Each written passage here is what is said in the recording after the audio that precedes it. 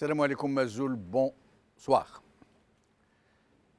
Le temps est venu pour toutes les bonnes volontés de se lever et de marcher. Le moment est venu pour elle d'éclairer une opinion publique qui a trop longtemps macéré dans les eaux noirâtres du mensonge et de la manipulation. Le temps est venu d'éclairer les Algériens et non pas de les éblouir. Il est venu le temps d'ouvrir grand les fenêtres du sens et de la sincérité surtout, pour que vienne enfin l'heure de la vérité première, de la vérité crue, de la vérité nue, pour que les multitudes enténébrées que nous sommes tous cessent enfin de se bousculer, de se marcher dessus, pour que nous découvrions tous, autant que nous sommes, ce à quoi nous avons été réduits, quel péril nous guette et le risque de voir notre nation sombrer corps et biens, et pour qu'enfin nous puissions nous lever et prendre le chemin de la dignité retrouvée, de la dignité recouvrée. Le temps de l'imprécation, des bouches tordues, de la vocifération, le temps de l'anathème stérile doit cesser par ce qui ne produit rien d'autre que d'alimenter des haines irraisonnées, des haines qui ne reposent que sur des haines et qui, d'une certaine manière, font le bonheur de ceux qui les agitent et les attisent. Parce qu'ils savent cela, que la haine n'est jamais un ferment de libération, parce qu'ils savent que seul l'amour de la liberté, de la justice et de la dignité peut briser les chaînes de l'oppression, de leur même mise sur tout un peuple, sur son pays et même sur son devenir.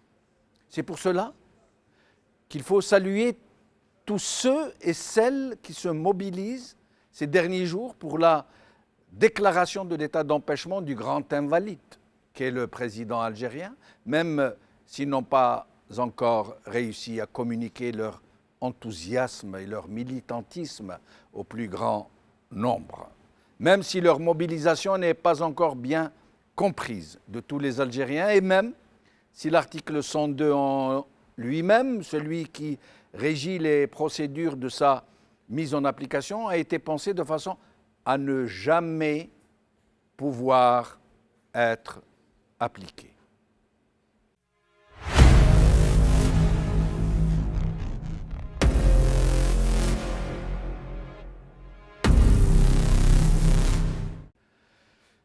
Des Algériennes et des Algériens se mobilisent donc ces derniers jours dans la rue, sur les réseaux sociaux, à travers les médias, au sein de certains partis politiques, pas tous bien sûr, pour exiger l'application de l'article 102 de la Constitution qui dispose sur les conditions de constat, de proposition et de déclaration de l'état d'empêchement du président de la République, puis des procédures légales à mettre en application pour une déclaration d'état de vacances et pour un intérim et pour l'organisation d'élections présidentielles. En plus clair, pour mettre fin à une farce tragique, pour mettre fin aux fonctions d'un grand invalide qui se trouve être le président de la République. Nous allons voir ensemble ce qu'il en est au juste de cet article et surtout de son applicabilité. Mais avant cela, rappelons que la dégradation très importante de l'état de santé mentale et physique du président algérien n'est plus un secret pour qui que ce soit. Au point où le sujet fait les gorges chaudes des télévisions étrangères. Il n'y a pas un seul Algérien aujourd'hui qui ne sache que Bouteflika est hors jeu, totalement hors jeu, qui n'est plus qu'une pitoyable façade institutionnelle prise en otage par des gens qui règnent en ces noms et lieux, avec la bénédiction, voire la protection de tout le haut commandement de l'armée, pour des raisons évidentes et non moins vénales que personne n'ignore. Personne n'ignore non plus que des hommes d'État et des personnalités politiques en tout genre parfois de renommée internationale, ont déclaré avoir rencontré le président Bouteflika et parlé avec lui de sujets divers et variés où il aurait fait preuve d'une exceptionnelle alacrité. Et bien sûr, personne n'est dupe au point de penser que ces déclarations ne sont inspirées que par la volonté de servir le droit et le bon droit. C'est le cas de la presse aussi, qui même lorsqu'elle se pose des questions sur l'état de santé du même personnage, n'en relaie pas moins, sans les commenter, de la plus petite manière, des informations qui font état de l'activité du concerné, dont elle nous dit qu'il a nommé, qu'il a dégommé, qu'il a décidé de ceci, qu'il a décidé de cela, qu'il a présidé un conseil des ministres, qu'il a décidé de nommer un nouveau venu comme ministre du Tourisme, puis de le dégommer 48 heures plus tard, qu'il a nommé un nouveau Premier ministre, qu'il a dégommé quelques semaines plus tard, qu'il a appelé les Algériens à la vigilance contre la main étrangère, qu'il a décidé d'une session supplémentaire de rattrapage au bac, qu'il a enfin daigné nommer l'ambassadeur d'Algérie en France et infiniment d'autres activités du genre que tous les médias et toute l'opposition prête au président sans mettre en doute de la plus petite façon le fait qu'elle ait été initiée par lui.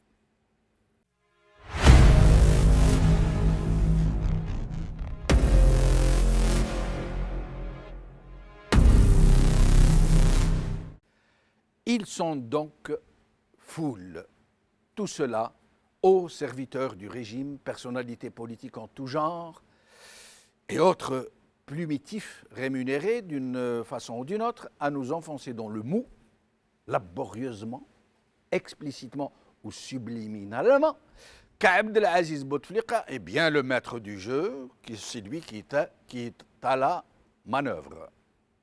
Et on se demande, quand l'heure viendra de répondre de leur forfaiture, pour toutes ces gens qui se font les complices d'un tel complot contre tout un peuple, dans une véritable prise d'otage par une clique mafieuse, dont les turpitudes n'étonnent même plus à force d'émailler quotidiennement le triste quotidien du pays.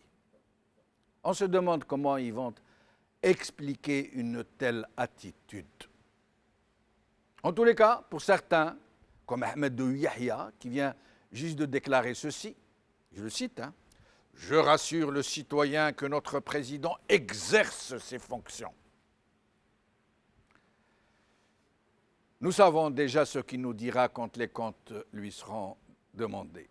Il n'y a pas très longtemps, après presque 20 ans, il avait enfin reconnu la fraude des élections législatives de 1997.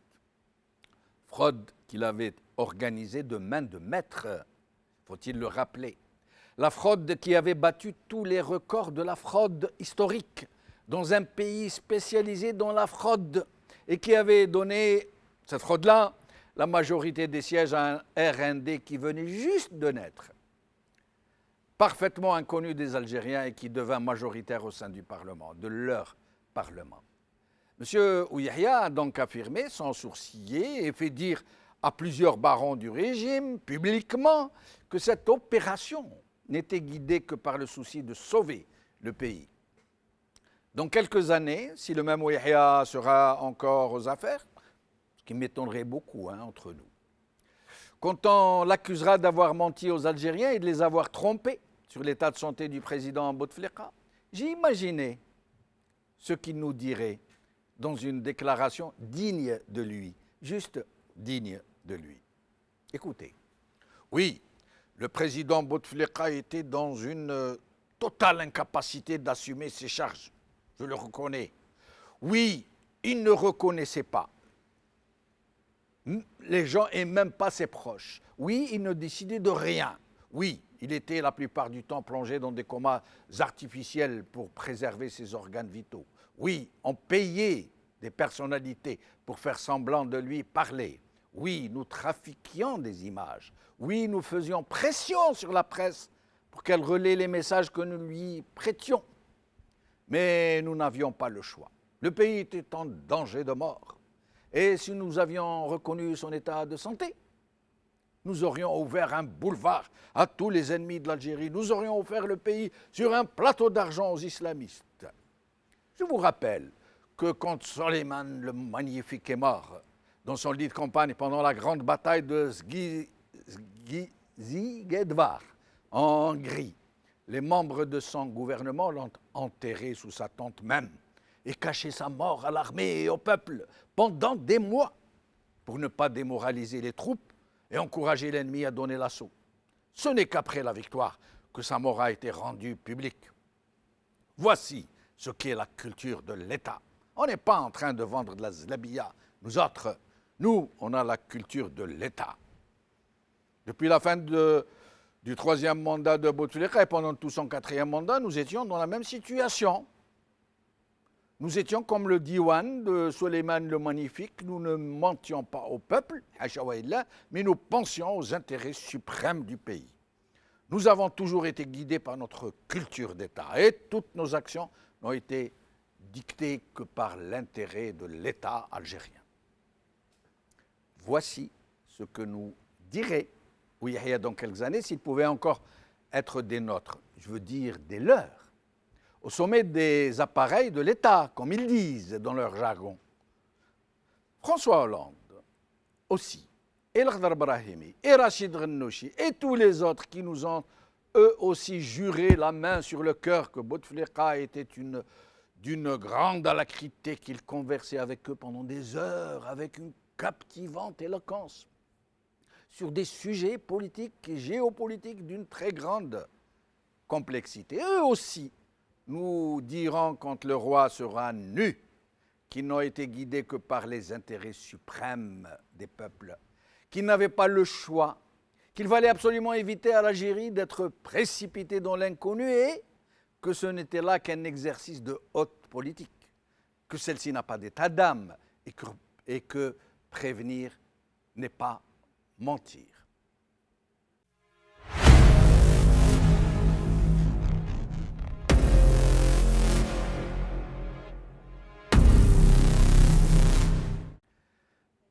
Mais venons-en à l'article 102 de la Constitution. Avant de vous parler de certaines de ces dispositions, laissez-moi vous rappeler quelques détails. Le verrou le plus important et qui a permis cette prise en otage de l'institution présidentielle est que c'est le Conseil constitutionnel et le Conseil constitutionnel seul qui peut s'autosaisir pour mettre en branle la procédure d'empêchement. Nul ne peut le saisir, ni une quelconque institution, ni la société civile, ni le peuple lui-même par un quelconque représentant qui soit. Qu'on soit bien d'accord. Bien comprendre cela, si le Conseil constitutionnel ne s'autosaisit pas, nul ne peut le saisir.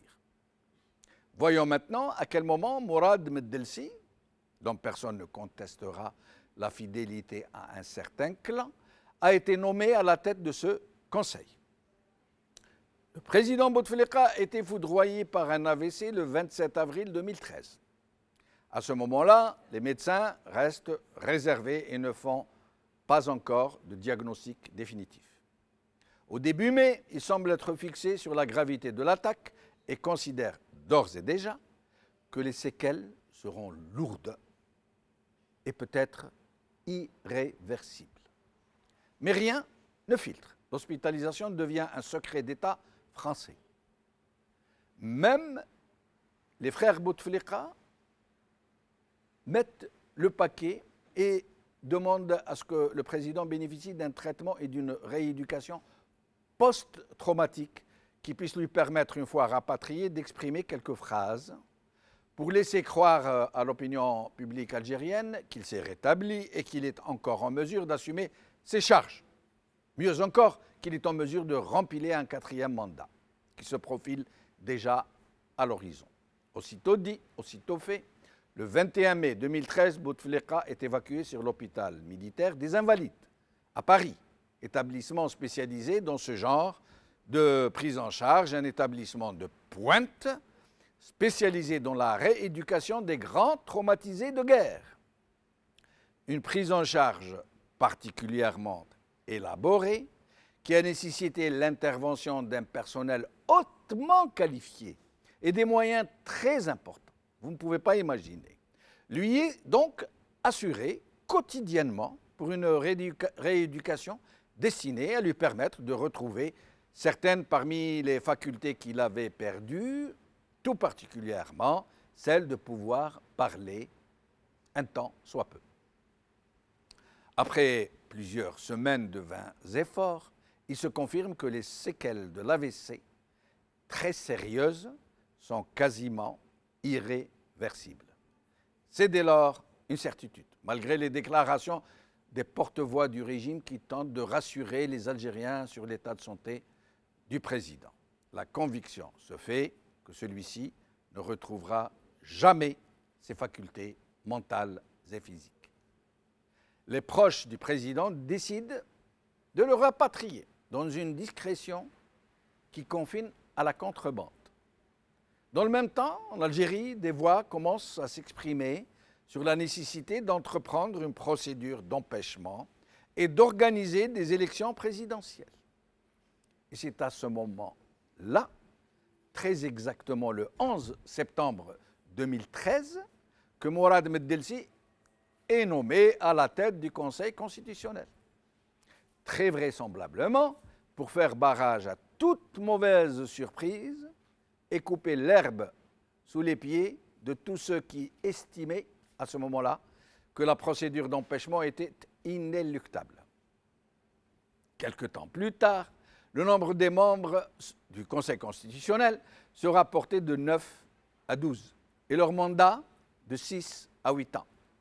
Les quotas de désignation du Conseil constitutionnel se répartissent ainsi.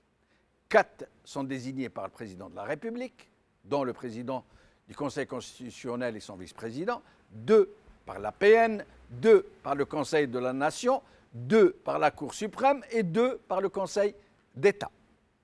En théorie, dans la réalité, tous sont désignés par le cercle présidentiel, les autres institutions ne faisant que formaliser la désignation. Donc, aucune mauvaise surprise possible.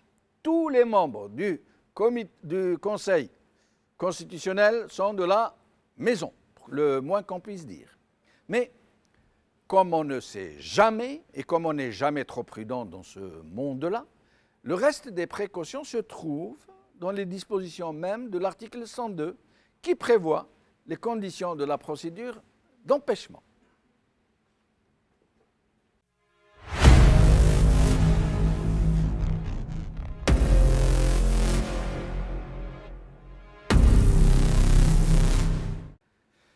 L'article 102. Je ne vais pas vous le lire en entier, il est trop long, juste 2 alinéas qui montrent à l'évidence que tout a été entrepris pour empêcher toute velléité d'empêchement, avant même que le président ne soit foudroyé par cette attaque. Alinéa 1er, écoutez. Lorsque le président de la République, pour cause de maladie grave et durable, se trouve dans l'impossibilité totale d'exercer ses fonctions, le Conseil constitutionnel se réunit de plein droit et après avoir vérifié la réalité de cet empêchement par tous moyens appropriés, propose à l'unanimité au Parlement de déclarer l'état d'empêchement. Donc, c'est le Conseil constitutionnel lui-même qui s'autosaisit. Personne ne peut le saisir. Et ensuite, et surtout, écoutez bien, il faut que la proposition du Parlement de déclarer l'état d'empêchement soit faite à l'unanimité. Unanimité. Et en termes juridiques, que veut dire à l'unanimité? Eh bien, si un seul membre n'est pas d'accord, la proposition ne peut se faire. La proposition au Parlement. Si 11 membres décident de faire la proposition de déclaration de l'état d'empêchement et qu'un seul membre refuse de les suivre, alors la procédure est annulée purement et simplement, sans aucune possibilité de recours. Mais attendez, ce n'est pas fini. Supposons, par on ne sait quel miracle, que les 12 membres décident de mordre la main qui les nourrit et de signer la proposition de déclaration de l'état d'empêchement. Ça ne veut pas dire pour autant que les choses sérieuses peuvent commencer, parce que lorsque cela est enclenché, c'est au Parlement qu'il revient de déclarer ou non l'état d'empêchement. Et là, écoutez bien ce que dit l'alinéa 2 du même article. Je vous le lis. Le Parlement siégeant en chambre réunie déclare l'état d'empêchement du président de la République à la majorité des 2/3 de ses membres et charge de l'intérim du chef de l'État pour une période maximale, etc., etc. 2/3. Il faut qu'il y ait 2/3 du Parlement qui acceptent. Et donc, vous aurez compris, vous qui connaissez qui compose ce Parlement, pourquoi jamais il ne pourrait déclarer l'état d'empêchement, du moins en les circonstances actuelles, puisque ce n'est qu'à la majorité des 2/3 que la déclaration devient effective. Or, et vous aurez vu par vous-même, malgré l'abstention massive des Algériens aux dernières législatives, quels ont été les efforts du régime pour s'assurer une totale maîtrise d'au moins, d'au moins les 2/3 d'une chambre dont les sièges ont découlé d'une distribution de quotas. Les députés ouvertement inféodés au régime sont en fait largement plus nombreux que les 2/3 requis. Et je reste très modéré, vous le savez bien. Et où est-ce que vous voulez en venir avec toutes ces combinaisons, pourriez-vous me demander? Eh bien juste, qu'en l'état des choses, il est quasiment impossible que l'article 102 puisse être un moyen de mettre fin à cette farce tragique qui est en train de vivre ce malheureux pays. Impossible. Cela ne signifie pas qu'il est inutile d'exiger sa mise en application, mais il était utile de faire un état des lieux sur la question. Et demain, je reviendrai, Inch'Allah, dans une autre discussion où nous pourrions continuer à envisager les autres possibilités, à débusquer les lièvres, si tant est que ces lièvres existent. Et je tiens à préciser que nous sommes disposés à recevoir, écoutez bien, quiconque sera désigné par le régime algérien pour venir défendre sa position et démontrer à l'ensemble de ceux qui nous suivent que nous ne disons pas la vérité. Alors qu'ils sachent, ces gens, que Al-Magharibiya et ses portes leur seront grand ouvertes. Mais avant de vous quitter, j'aimerais vous lire un extrait d'un très beau poème de Mouloud Amri et qui est vraiment de circonstance. Écoutez.